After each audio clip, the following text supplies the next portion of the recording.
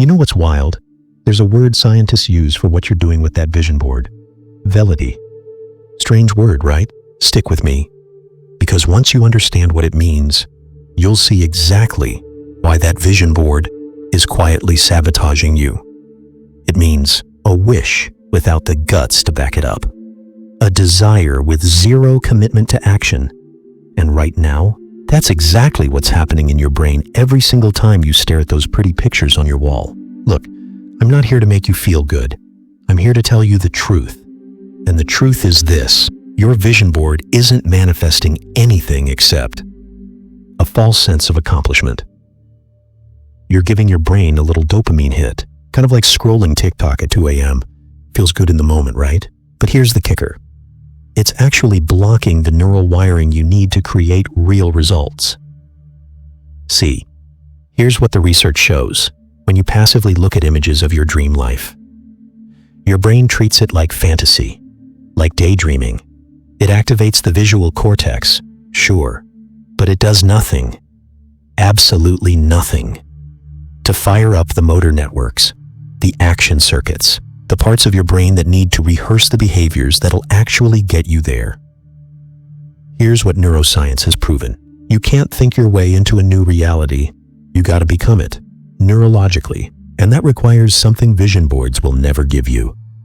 Active mental rehearsal. But here's where it gets even worse. Every time you sit there, staring at that board, hoping the universe is gonna deliver, you're programming your brain with an external locus of control. That means, without realizing it, you're training yourself to believe that success comes from out there, like Amazon Prime is gonna deliver it to your doorstep, instead of from what you do. And listen, I get it. You're busy. You're stressed. You're living in a world that's pulling your attention in 1,000 different directions. You don't have time for more complicated rituals. So yeah, the vision board feels easy. But let me ask you, has anything great in your life ever come from the easy option? Here's the brutal reality. It's not easy. It's expensive. It's costing you the most valuable resource you have, your attention, your mental bandwidth. And in return, it's giving you nothing that translates into actual behavioral change. So what's the alternative? How do you actually wire your brain to automatically move toward your goals without relying on willpower or hoping the universe notices you? That's what we're going to break down right now.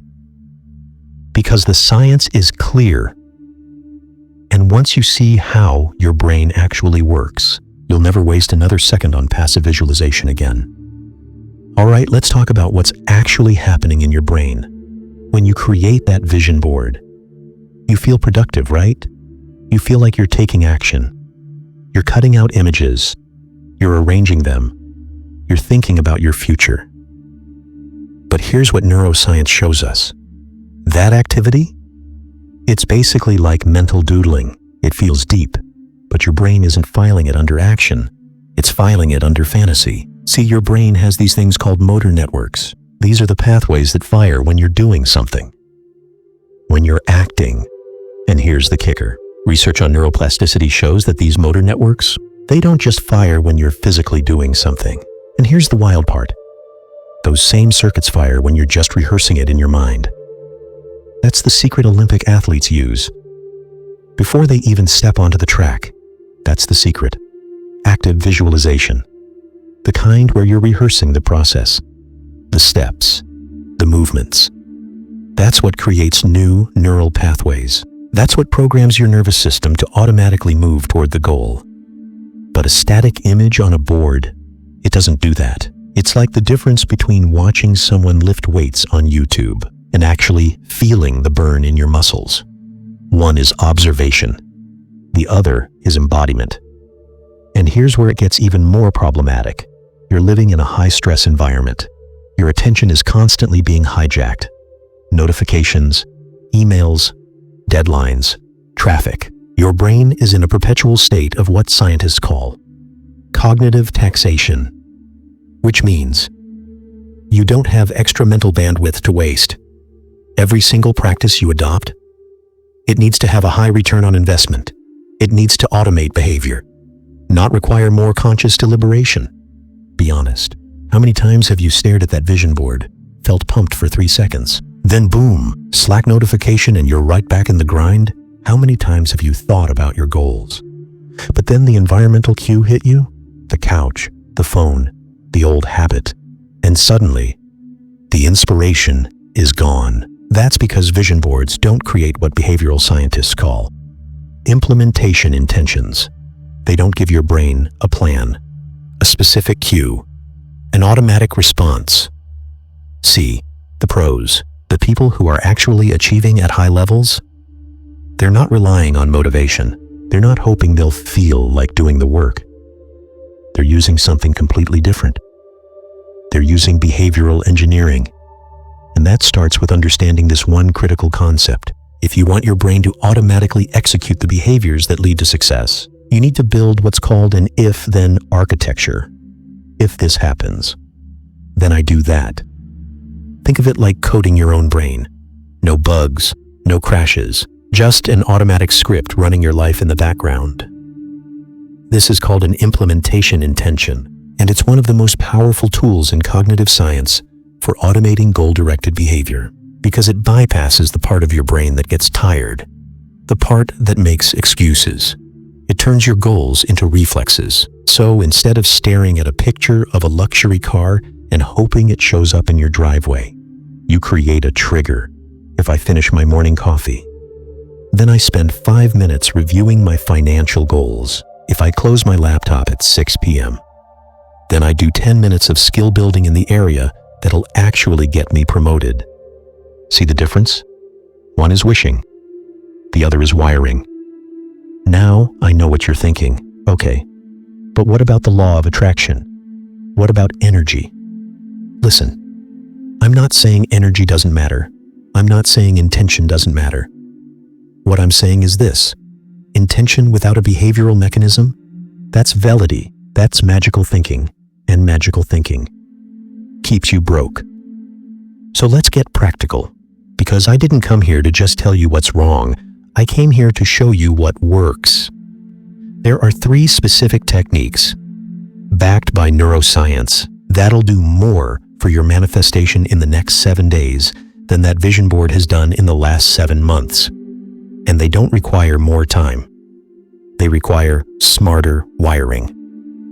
First one, micro-manifestation through implementation intentions. Here's how it works.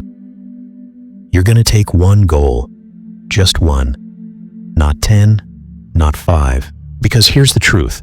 The smaller the action, the bigger the wiring effect in your brain. Then, you're going to attach that action to something you already do every single day.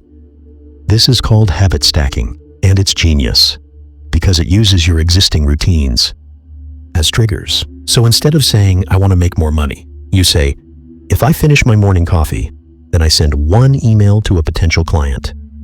Instead of, I want to get healthy, you say, if I brush my teeth at night, then I lay out my workout clothes for tomorrow. See what just happened? You removed the decision. You removed the friction.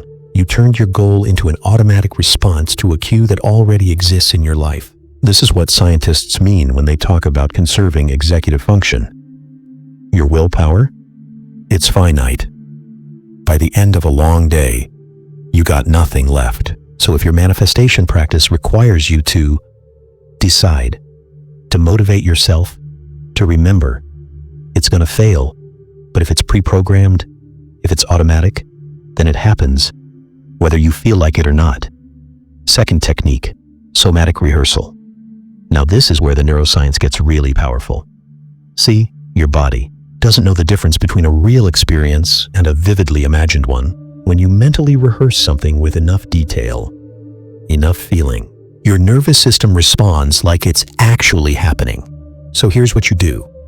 Instead of just looking at a picture of success, you're going to trick your nervous system into believing you're already living it. And you do that through your body. Close your eyes for 5 minutes, and I want you to physically adopt the posture of the person who's already achieved your goal. How do they stand? How do they breathe? Is their chest open? Is their spine straight? Where's the weight distributed in their body?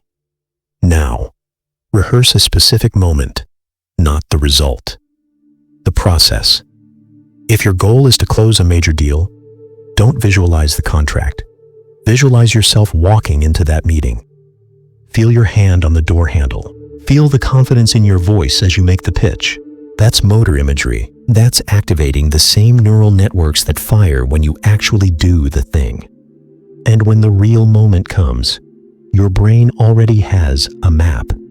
It's been practiced. This is the difference between passive and active visualization. One keeps you stuck in your head. The other drops you into your body, and your body is where transformation lives. Third technique, goal prototyping. And this one's going to challenge you because I want you to stop manifesting the outcome and start manifesting the person.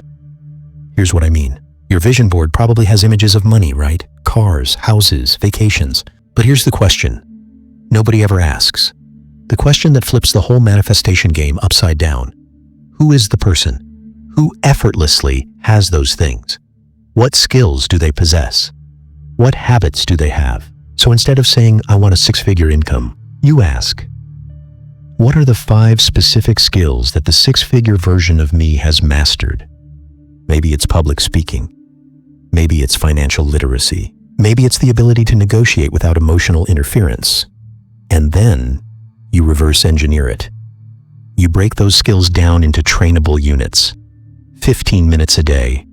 Measurable progress. This is what the research calls an internal locus of control. You're not waiting for the universe to deliver.